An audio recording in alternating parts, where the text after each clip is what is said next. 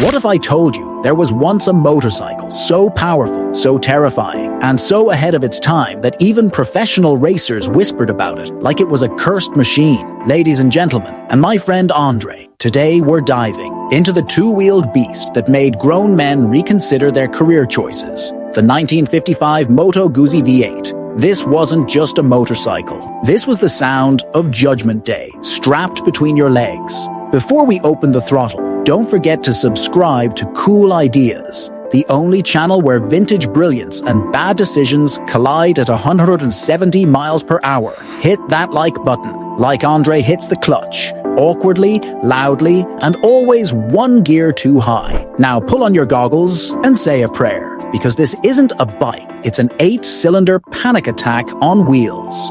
Back in the 1950s, Moto Guzzi was determined to dominate the 500cc Grand Prix racing scene. Other companies were going fast with singles, twins, and maybe fours. Moto Guzzi looked at that and said, why not double it? Why not terrify everyone in the paddock? So in 1955, they unveiled the Moto Guzzi V8, also known as the Otto Cilindri, Italian, for 8 cylinders of doom. It was the first and only 8-cylinder motorcycle to ever hit the GP circuit. And while it didn't win championships, it did something better. It scared everyone senseless and cemented its place in racing legend. Now let's talk about the heart of this monster. A 500c, liquid-cooled, DOHC V8 engine. Yes, a V8 in a motorcycle. At just 44 kilograms, 97 pounds, this engine weighed less than Andre's toolbox. And yet it pumped out some 78 horsepower at 12,000 RPM in an era when most race bikes were still coughing around at half that. Top speed?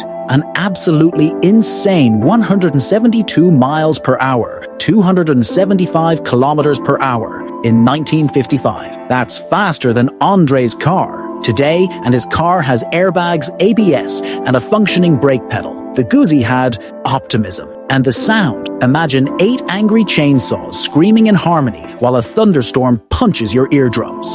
That was the Guzzi V8. If you were trackside when it flew past, you either cheered or checked if the world was ending. Power went through a 4-speed gearbox, but controlling it was like trying to wrestle a tornado. The bike was fast, yes, but it was also twitchy, fragile, and unpredictable. Riders often said it felt less like a machine and more like a wild animal, deciding whether to cooperate or kill you. Andre once compared it to riding a blender filled with bees. Accurate. The Moto Guzzi V8 looked like something smuggled out of a secret laboratory. The engine sat compact and tight in a lightweight tubular frame, wrapped in sleek 1950s fairings that made it look more like a jet fighter than a motorcycle. Aerodynamics were cutting edge, with a full dustbin fairing, designed to slice through the air at record speeds. It looked beautiful until the crosswinds hit, and riders suddenly found themselves praying in Italian. Only the bravest, most slightly unhinged riders dared to straddle this machine.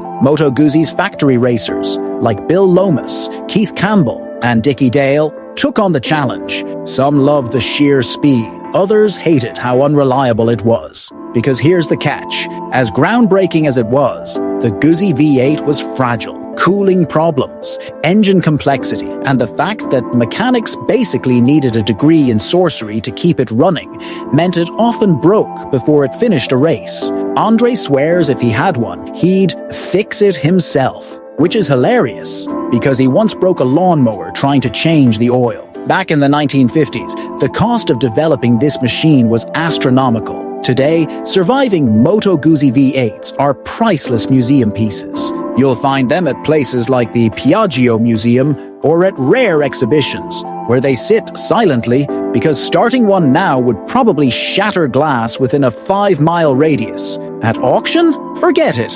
If one ever sold, it would go for millions. Because you're not just buying a motorcycle, you're buying a piece of motorsport mythology. The 1955 Moto Guzzi V8 wasn't perfect. It didn't win titles. It broke down constantly, and it was nearly impossible to ride, but it pushed motorcycle engineering decades ahead of its time. It dared to ask, what if we shoved 8 cylinders into a bike and aimed it at the horizon? The answer was terrifying, beautiful, and unforgettable. So here's to the Moto Guzzi V8, the bike that sounded like Judgment Day and proved that sometimes the wildest ideas are the ones worth remembering. And remember, if your buddy Andre ever says, "I could ride that," make sure you're standing far, far away when he tries, because history has taught us this machine doesn't forgive mistakes.